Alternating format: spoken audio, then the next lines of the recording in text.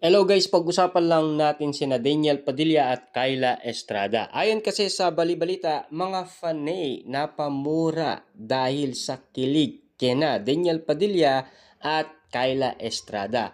Ayon sa karagdagang balibalita, napasyet ang mga fanay na nakakita ng video na magkasama sina Daniel Padilla at Kyla Estrada. Bagamat wala naman extraordinary na ginawa ang dalawa o tipong magka-holding hands while walking. Grabe kilig pa rin ang naidulot nito sa mga fans ni Daniel Padilla at Kyla Estrada. Sabi nga nila, the fact na hindi face mask ang dalawa sa labas at hindi umiiwas sa mga tao, sapat na yon na hindi na raw kailangan ng konfirmasyon pa sa kung ano ang meron sila ngayon. Bet na bet nila ang kategorya raw ng dalawa na private pero hindi nagtatago. Bagay nga raw sa sitwasyon ng dalawa ang malay at mapayapa. Sabi nga ng fans na pinagmulan ng video photo na iyon nang makita niya ang dalawa sa naturang venue. Nagdalawang isip pa siya kung magpapapicture siya sa kanila. Siyempre nga naman, private moment yon nila at hindi dapat abalahin. Sapat na nga raw sa kanya na makita lang ang dalawa. Pero dahil bata lang siya ay super idol na niya si Daniel Padilla. Kaya ngayon naghintay raw talaga siya sa labas at yun na nga nang makita niya ang dalawa na palabas na nakiusap siya kung pwedeng magpa-picture at sure naman daw ang sagot ng mga ito sa kanila. At yun na nga kung saan-saan na raw umabot ang video photo na iyon na ang iba ay hindi man lang daw nagbigay ng credit sa tao na pinag-ugatan ng ayuda na iyon.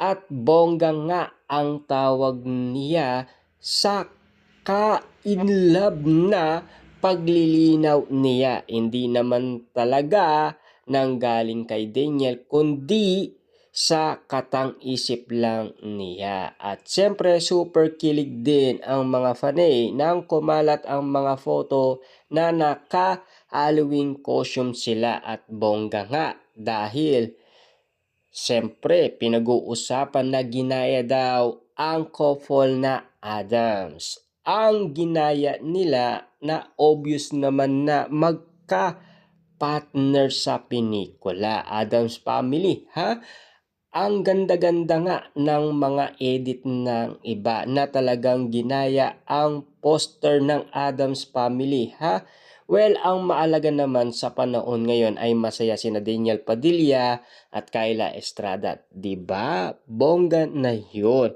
At least sa mga nakikita natin ngayong sitwasyon ni Daniel Padilla, masayang masaya na siya at happy na sa piling ni Kyla Estrada. Bagamat siyempre marami pa rin ang naniniwala na talagang kakaiba man ang mga galawan nilang dalawa, at least napapakita nila kahit wala silang face mask, kahit hindi nila tinatago, natural pa rin sa kanilang dalawa na hindi kailangan itago or hindi kailangan ilihim ang kanilang relasyon.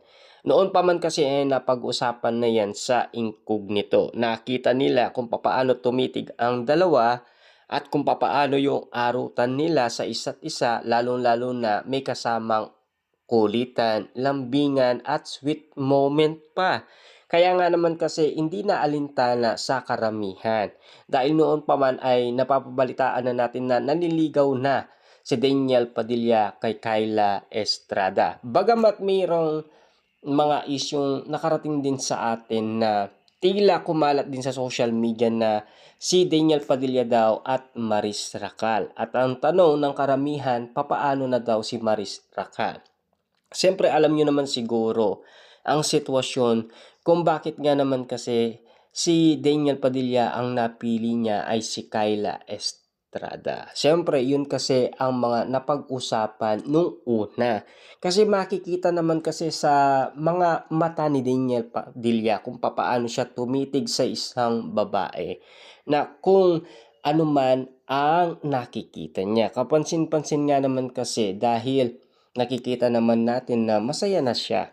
Lalong-lalo na kung bet na ng pamilyang Estrada si Kyla Estrada. Lalong-lalo na bet na rin ng pamilya ni Kyla Estrada si Daniel Padilla. Wala namang masama kasi single na single silang dalawa. Lalong-lalo na kung madalas silang lumabas at magpakita, bahala na ang publiko anuman ang sabihin nila. Ika nga ni Janice de Belen, 'di ba? Bahala na daw umusga ang maraming tao sa mga nakikita at napapansin nila. Ika nga ni Daniel Padilla, kung meron man mangyayari, hintayin na lang nating mangyari. Yan kasi ang sinasabi ni Daniel Padilla. Bagamat kasi noon pa man ay pinakita na ni Daniel Padilla at Catherine Bernardo, ang pag-amin nila ay umabot pa ng 5 years.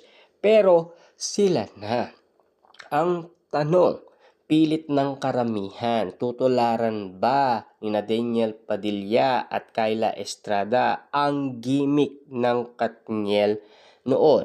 Hindi lang nating alam kung magiging ganun ang sitwasyon. Kasi kapag pinapatagal mo ng pinapatagal yan, maraming nag-aabang. Mas dumadami ang mga fans nila. Kasi yan kasi ang mga balibalita kung bakit naghihintay ang karamihan, kung bakit naghihintay sila ng pag-amin ni Daniel Padilla at Kyla Estrada. Kasi naranasan na natin yan sa cut din eh. Unti nating inihintay, grabe. Yung kakaintay natin, napagod lang tayo kasi yung nakarating na balita sa atin, tumigil si Alden Richards sa panliligaw umano kay Catherine Bernardo. Saka natin nabalitaan na meron daw nanliligaw kay Catherine Bernardo. Walang iba kundi si Mayor Mark Alcala. Yun pala ay talagang gustong-gusto naman ni Catherine Bernardo.